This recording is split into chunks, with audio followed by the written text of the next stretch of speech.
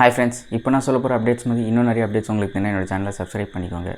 Pradeep Ranganathan, so love today, dragon, back to back kids, இப்போ dude படம் release ஆக போகுது. அப்படி இருக்கிறப்போ பிரதீப் ரங்கநாதன் வந்து ஒரு இன்டர்வியூ பரத்வாஜ் ரங்கனோட பேசிக்கிட்டு இருக்கிறப்போ பரத்வாஜ் ரங்கன் கேட்பார், நீங்கள் ஒரு சைஃபை ஆக்ஷன் ஸ்கிரிப்ட் வச்சுருந்தீங்களா, அது என்ன ஆச்சுன்னா, அப்போ அவர் சொல்லுவார், பரத்வாஜ் ரங்கன் சொல்லுவார், அந்த ஸ்கிரிப்ட் வந்து நீங்கள் வந்து விஜய் அவங்களோட தான் பண்ணணுன்ட்டு இருந்தீங்க கரெக்டான்ட்டு. அதுக்கும் அவர் சொல்லுவார், ஆமாம் அந்த ஸ்கிரிப்ட் நான் பண்ணணுன்ட்ருக்கேன்.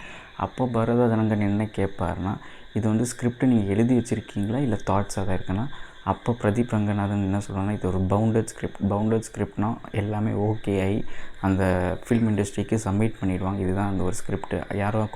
யாரும் திருப்பி பிளேகியரிசம், அதாவது காப்பி அடிச்சிடக்கூடாது, இது எங்களோட ஸ்கிரிப்ட்னு சொல்லி ஒரு சீல் போட்டு வாங்கிடுவாங்க. அப்படிலாம் கூட ரெடியாக இருக்குது பாருங்களேன்.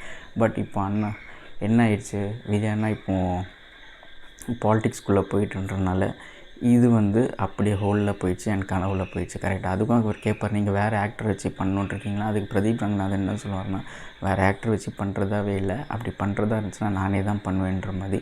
அப்படி இருக்கிறப்ப சில சோர்ஸஸ் என்ன சொல்கிறாங்கன்னா, அந்த எல்ஐகேன்ற படம் கூட இருக்கலாம் அப்படின்ற மாதிரி சொல்கிறாங்க.